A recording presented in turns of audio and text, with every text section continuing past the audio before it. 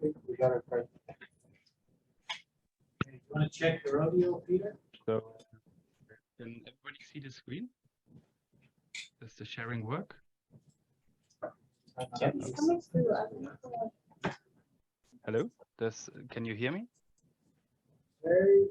Very quiet. Very quiet. Might be a problem. Very quiet. Oh, No, it's That's better. There we go. now it's better? Okay, then it just adjusted. So can you see the screen as well? Yes. Okay. Now, so the talk, what I'm talking about is how can we boost the development and the application of new scientific methods in the water column backscatter community. And the background of this question is that actually what I do is method research. So I try research to find new methods. And when I heard about this workshop, I was really happy that actually this community gathers again and tries to connect, because method development can be really tedious. And I sat together with some of my colleagues and we discussed, okay, so about in such a community, which things could we actually do within such a community to help us to make the method development a little bit easier and get the best out of it. And I'll come back to this in a second again. And I first want to give some context about what the talk with method development. And just quick information, I put water column here because that's where we come from. But I think the things that we discuss are maybe generalized, actually, at least to a certain degree, to the entire backscatter community. And yeah, so just for context, I actually wanted to really quickly show what we actually do and what kind of methods we develop. Just start with myself, so that's how I look. And I think my main research topic has been at least multi-beam bubble acoustics. So I'm trying to what you see here is a water column image. You see some gas bubble streams, and when you look here at the right side, you see how these kind of gas bubble streams look in reality. So you see some really bubble streams coming from the seafloor. And you also see that in the video data, you cannot see it really clearly. So that's one of the main reasons why we do this acoustically. And I do this research on this. So what can we do with water column data and gas bubble streams already since a long time at Geoma in Kiel in Germany, actually. And only this year, I moved on to a new project at Ghent University. It's a TURBEAMS project. So really quickly, bubble methodology, what kind of work does this involve to actually make research here? Our aim is here on the left side, you see an image, water column image, you see some gas bubble streams, and right, you see a bathymetric map. And what you see are some locations of gas bubble streams that were manually picked. But what we want is actually, we want to know how much gas comes out of there using the multibeam data. And the idea behind this whole thing is that you cut a layer. This is what you see in your water column data. And then you look, okay, within this layer, you integrate the acoustic backscatter response and you connect it to a model, to a backscatter model, to invert and estimate how much gas bubbles were within these layers, and to a further degree, how much gas is released per second, per minute, per year. So you want to go from this image on the right side to this, and it's actually something that I'm currently still busy publishing. That's why you see it a bit uglified. What you see there is, oops, sorry. You see a layer. So this red thing, that's actually a acoustic signal within this layer, everywhere above the threshold where gas bubbles were. And so you see, unlike before where we saw some spots here, now you can really see, okay, that's where the gas bubbles are, that's where they cluster together, and they mostly cluster together really at these bathymetric steps you see there. And I could put some values, some estimation about how much gas comes out of there per hour, liters per hour is this, or tons per year. Now, this is an indirect method, so there's really large error bars on this. So plus minus 100% is still normal in gas bubble research. And what did we do to actually reach this? So we had to care, or the research, we had to care about noise and artifacts. Just look at this image up there, it's really noisy.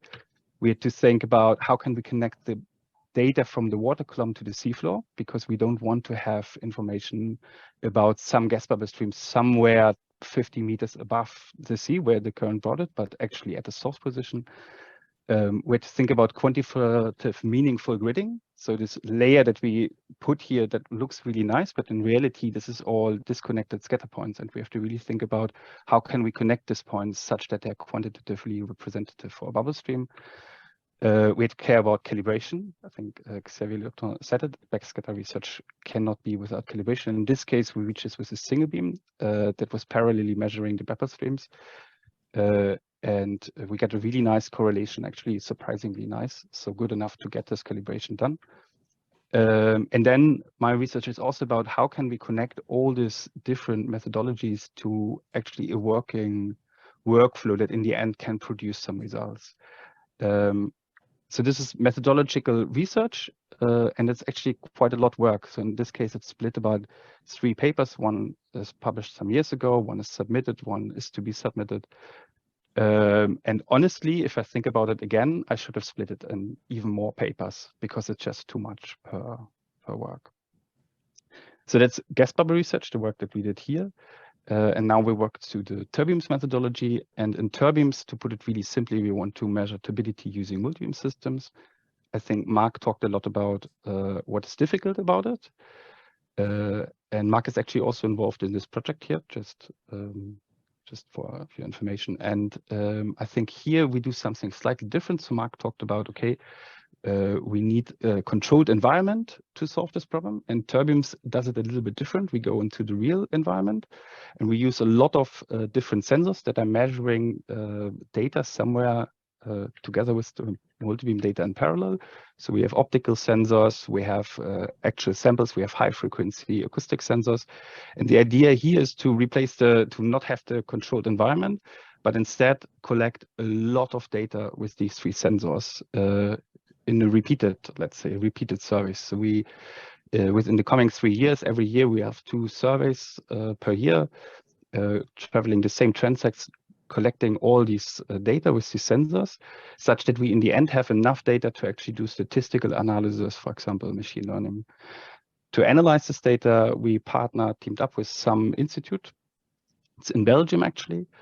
And maybe there's 2 more things to say about this project. The first is it's a follow-up project. So it's really nice that we can actually build upon the experience that we did in the previous project. That's the Timbers project. And the other one that links back to the Backscatter community here is that at this moment, we are not busy with any statistical analysis, but again, busy with the basic problems that we have with multibeam data, and that is calibration. So in this sense, what is important for us here is to make sure that let's assume we have the same particle concentration everywhere in the water column. Does my multibeam system actually then also give you the same result independent of where you measure? So do you get the same result when you measure close to the ship and far away, when you measure in the center beam or at the outer beam? Because if you don't get this kind of calibration correct, then your machine learning algorithm will in the end learn where you took the physical sample within your swath. So that's the background. That is what the kind of methodologies we're working on. And now I collected a small team, not as quantitative good work as Vincent did, but just some people that I could reach. And we discussed, okay, so we worked in methodologies where I came a little bit from the outside. And we all had some problems actually in our work. And what was these problems? And we boiled it down to 3 points that I want to quickly discuss.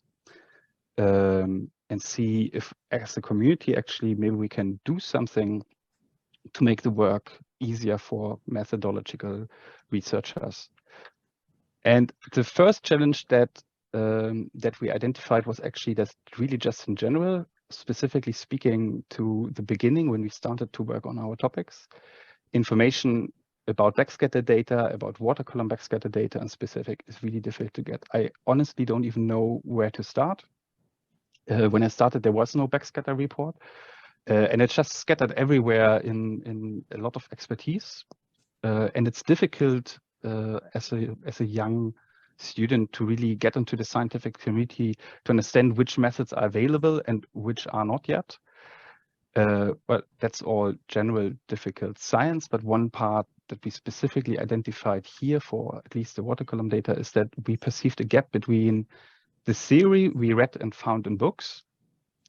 Let's just take the term volume backscattering and what we actually get in the recorded data with the devices that we were using. So if I record data with a multi-beam system, I don't get volume backscattering, and it's actually quite a process to get a quantitative value. So we talk a lot about calibration, but for example, calibration towards volume scattering. But before you can calibrate a volume scattering value, you need to be able to retrieve an uncalibrated volume scattering value from your multi-beam system.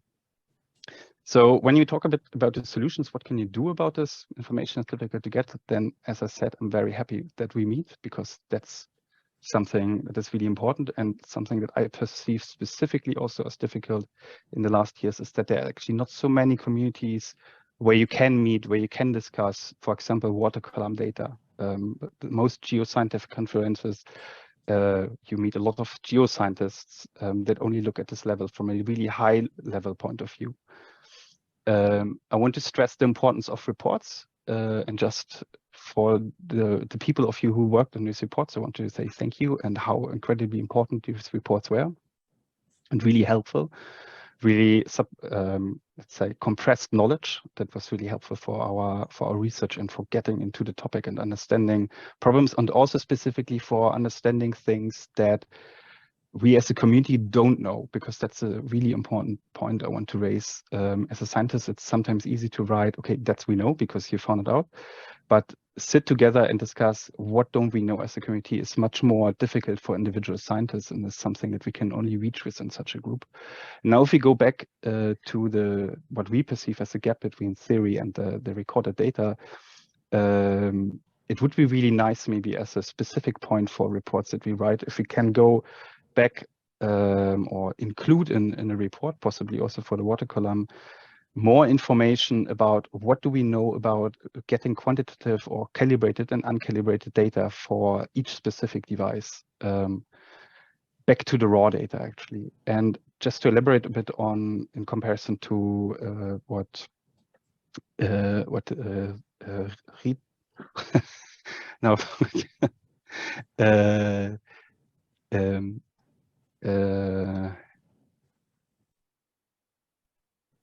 what Rita just talked about from Ifremer. Even if you think about, we create one format that can kill it all, and include like one format that fits it all, even then you have to think about the documentation that makes it possible for people to convert their data into this format, because otherwise we get the same problem that different converters will possibly create different results, and we don't know why. So that's our thoughts on the information is difficult to get. The second of our three problems is that we are missing flexible quantitative processing software, specifically for the water column data. And as method developers or method researchers, we have really special requirements, I think, maybe different requirements than some other people of the community, because we need something that is really flexible yet powerful. So we need a software that actually enables us to implement custom workflows, like new workflows that don't exist, and possibly also re-implement parts of the software to try out entirely new things, without having to re-implement the entire workflow, which can be a lot. We would look for software that makes us allow, if we create a workflow, like a new methodology, that makes it possible for us to share this with other people. At this moment, for example, at Geoma, I created software, an enormous software packet in C++ that works on my computer and on nobody else's. So this is really bad for sharing. If we would have a processing software where I only have to change some things, then probably I could share it, or would have been able to create something to share it. Yet we look for something also in the sense of sharing that generalizes, at least to some degree. So I developed something that works for Kongsberg echo standards. Can I transfer it to a Reson echo standard? Specifically in the water column, we look for something that actually processes really fast, because it's a lot of data and a lot of processing that has to be done. And something that is really important for me also is I'm looking for something that has a really good documentation. So I don't want to write, I extracted volume backscattering values with the software, but I want from the software to understand what has actually happened with my raw data, so that other people that maybe use different software can really reproduce the results.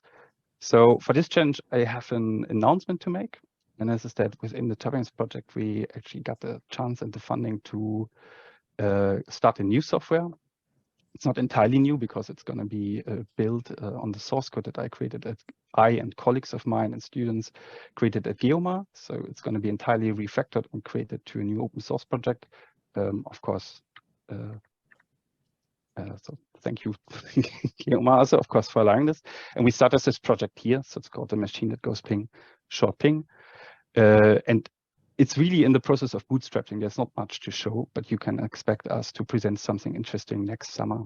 At this moment for Kongsberg.all data and also single beam data you will see here, because one aim of ping is to include different data types, so single beam, multi-beam data. And I'm from the water column, but I'd also like to include backscatter and bathymetric processing routines in the future.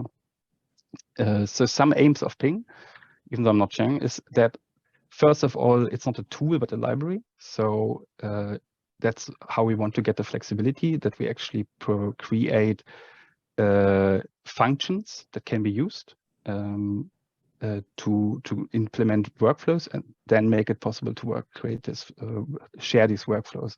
And naturally, these functions are to be very powerful and to do many things. But for each function, you should get the documentation on, again, what happened to your raw data. It's implemented in C++, that's for the speed, but actually you will work with it in Python. So that's for the flexibility, because I think creating workflows in C++ is really tedious and difficult. And it has an open source license that allows for sharing and also allows for deep integration, even commercial projects.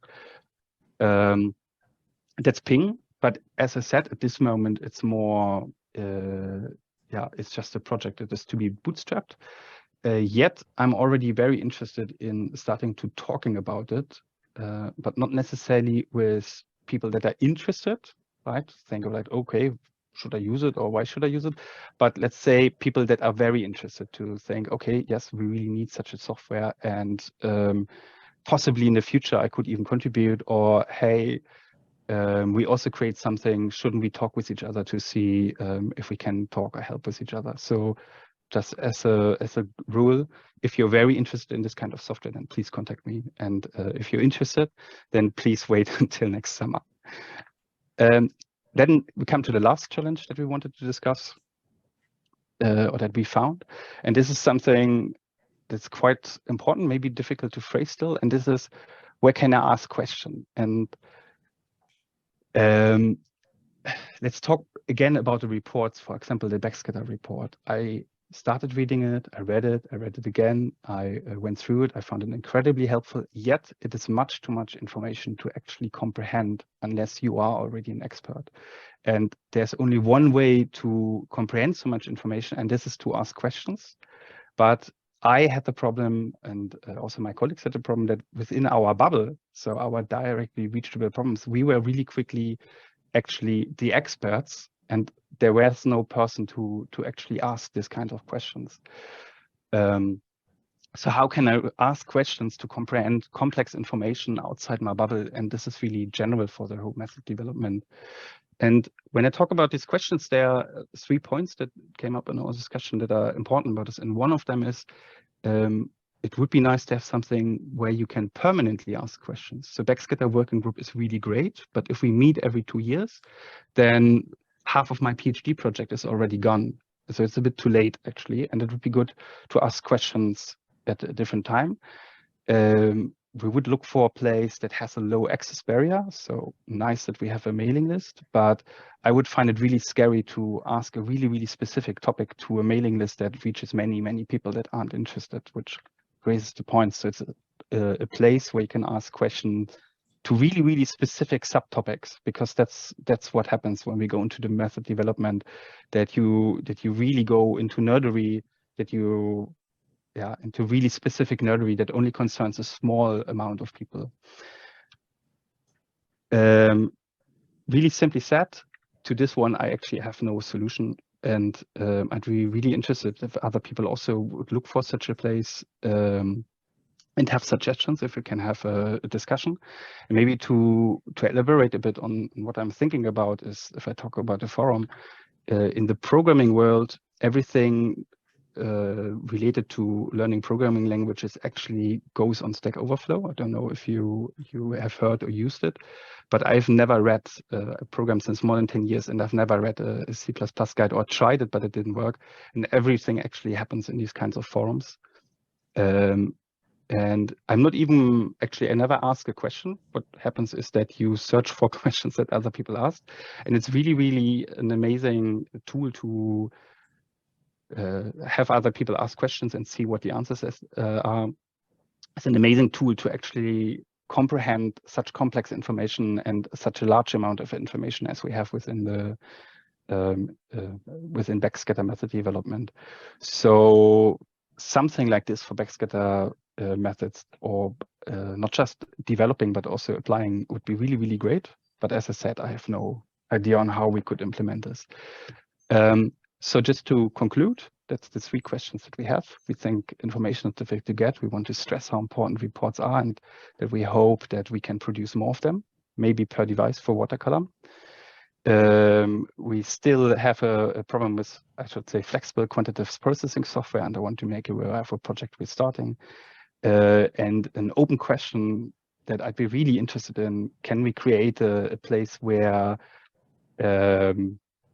we can ask questions to each other in a really low barrier access way?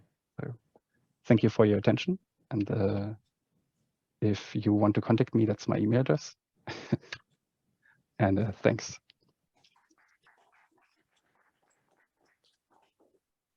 Thanks, Peter.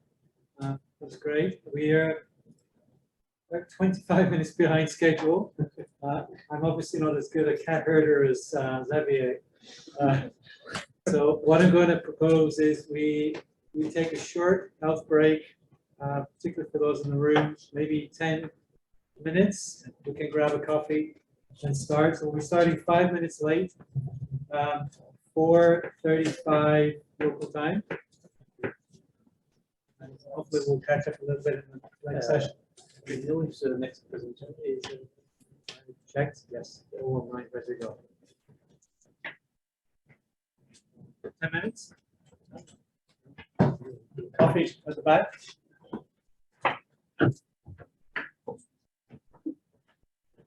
I wasn't able to I called, but I was able to book a paper. Economy.